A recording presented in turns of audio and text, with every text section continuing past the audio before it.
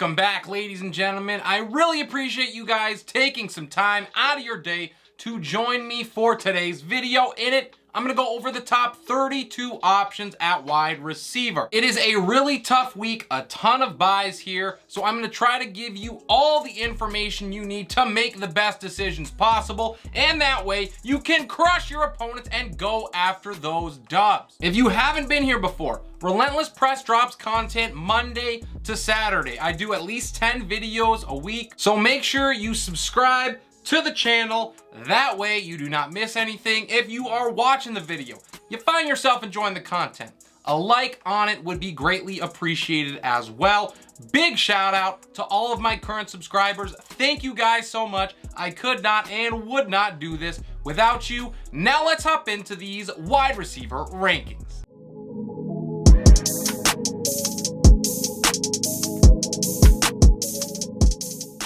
My number one guy this week is Justin Jefferson. He travels to Washington. He should see a bunch of looks against the Commanders after seeing just 16 targets over the last 2 games. He's still racked up over 200 yards in those 2, but 10 plus looks against this bottom 8 passing defense means the sky is the limit for Jet. At number 2, it is Tyreek Hill against Chicago. The Bears are one of the best passing defenses in the NFL. They shut down the position, so this is a classic strength versus strength comparison here. And I usually go with the offenses under these circumstances. And right now, with how Hill is playing, I am certainly not betting against him. To number 3, it is Cooper Kupp. He has been quiet by his own standards over the last 2 games. He has just a score and 159 yards to show for it. But the Bucs are not what they used to be on defense, and he is likely to see double-digit looks for the 6th time in 8 games. I am betting he goes for over 100 in this one.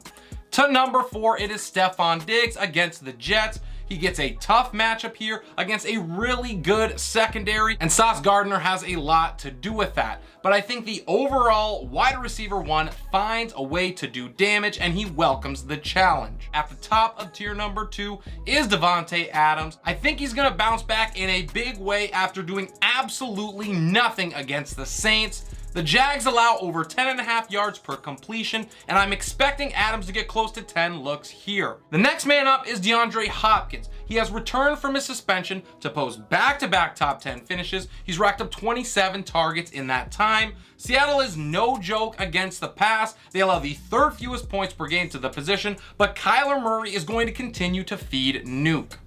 A.J. Brown is in at the 7th spot. He exploded in the first half against Pittsburgh, scoring 3 first-half touchdowns. It gives him his first top 12 finish all season long, and Houston has no one that's going to stop him from making it 3 in a row. At the top of tier number 3 is T. Higgins. He was pretty absent like the rest of Cincinnati's offense was against Cleveland, but he showed big playability once again with that 41-yard touchdown in the 4th.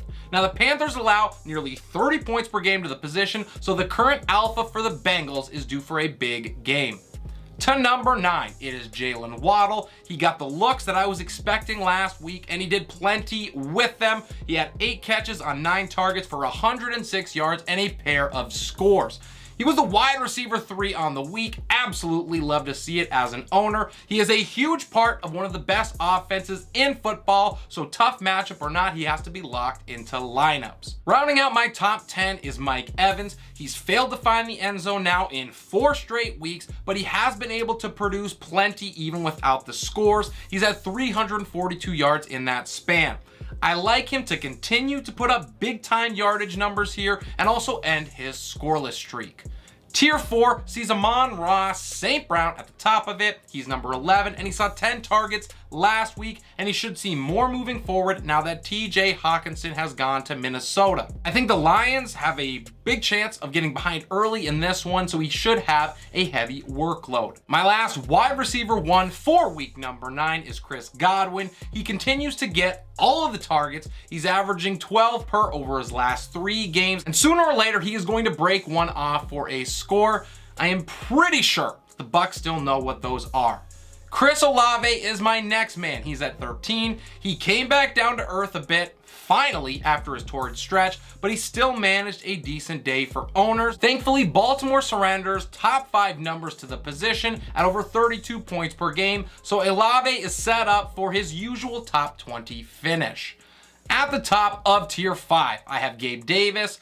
We'll start with the bad news. Davis could only pull in 2 balls for 35 yards last week. Now, the good news here is that he saw a season-high 7 targets. So the boom-bust play for him is not always ideal, but the upside here is way too good to pass up, and it could show itself if Stefon Diggs has to deal with Sauce Gardner. Tyler Lockett is up at 15. He had a solid day that could have been a monster performance if he had not dropped a 40-yard touchdown. Now, thankfully for owners, he did redeem himself later on, and he's another week removed from injury now, so I think he's a solid bet for production in what could be a high-scoring affair against the Cards. Terry McLaurin is my sweet 16. He has found a groove with Mr. Bud Lighty at the helm, and there is absolutely no reason to think that the Vikings' poor secondary is going to slow him down. Scary Terry will post his 3rd straight top 20 finish in a row. To 17, it is DJ Moore. He has clearly been the biggest beneficiary of the CMC trade. He's posted top 8 finishes now in 2 straight, piling up 221 yards and a pair of scores in them.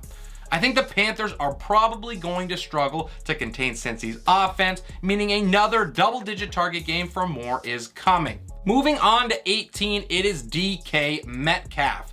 Apparently, he has Wolverine blood in his veins after returning so quickly from that injury and producing a nice stat line in the process. I am not so sure that he gets another 10 targets here, but he does not have to in order to make him worth a start. At the top of tier number 6, I have Tyler Boyd. He has been able to score in 2 straight games now and will continue to benefit with Jamar Chase out. I cannot see the Bengals offense sputtering in 2 straight games, so I think Boyd is an excellent bounce back candidate. Keenan Allen rounds out my top 20. He was eased in prior to the bye, so he should be firing on all cylinders against Atlanta this week. If he gets his usual workload, he will smash this ranking against the Falcons. They rank 1st in passing yards allowed and 2nd in points allowed to the position. Michael Pittman is up next. He's 21. He continues to see plenty of looks, but the quality of them remains far from ideal. Pittman has seen his stock nosedive with Sam Ehlinger at the helm, so I'm hesitant to roll him out there once more. Now, thankfully, he remains a wide receiver 2 option because I believe the game script in this game is going to be heavily in his favor. DeVonta Smith is at 22. He rode shotgun to A.J. Brown last week, but he still was able to pull in 8 targets, which is an excellent sign. He is always a threat to post a huge game in Philly's high-powered offense, so continue to roll him out there. Christian Kirk is number 23, and he gets the Raiders this week, who allow 258 yards per game, which is 8th most in the NFL. And that happens to be really big for Kirk because he's had a single touchdown in his last 5 games, so he needs all the yardage he can get. I don't know if the touchdown thing changes, but Kirk is going to produce nonetheless. My last wide receiver 2 in week 9 is Juju Smith-Schuster. He was on absolute fire prior to his bye, and he gets an awesome matchup here to try and continue that hot streak. Tennessee allows nearly 37 points per game to pass catchers, which is 4th most in the NFL. Curtis Samuel is at the top of tier number 7. He has led the Commanders in targets in every week but 1 this season, and that type of volume against this secondary leads to production. Jakobi Meyers is up next at 26. He saw the most targets he has since returning in week number 2, turning 12 looks into 9 catches for 60 yards and a score. That now makes 3 tutties in the last 4 games for Meyers, who usually doesn't get into the end zone much. Now, I am lower on him than consensus here because of a brutal matchup. Only the Broncos allow fewer points per game to the position. Adam Thielen is in at 27. He is probably the biggest loser in the TJ Hawkinson trade, but that does not mean that he is going to lose all of his value. Thielen is going to benefit with more field to work with and to better matchups, and I will buy both of those things against the commies. At 28 is Rondale Moore against Seattle. He was able to turn 8 targets into 7 catches, 92 yards, and a score against my Vikings as the number 2 option in the passing attack. If he continues to see that type of volume, his stock is going to soar, and it is one of the reasons that I liked him so much a couple of weeks ago. Seattle is going to make it hard on him, but I still like his upside.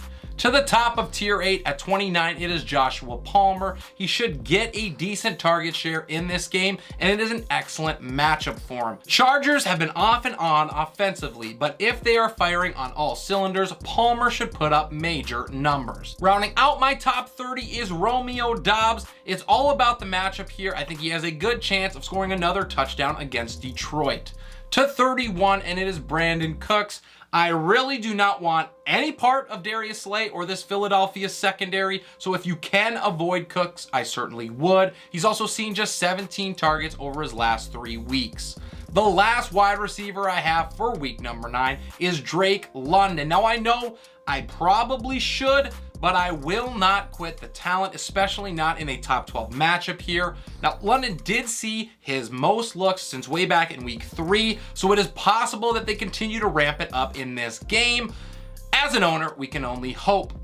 And that will do it for the video today. Really hope you guys enjoyed the content, and I hope you learned something. Drop a comment down below how you think I did, and please ask those questions. I love the engagement and being able to support you. Smash that like button if you enjoyed the content today, and if you haven't done it yet, please consider subscribing to the channel. It helps me out so very much. We are oh so close to getting to the goal of 500 subscribers. You can still be a part of that by hitting that button. This is Relentless Press.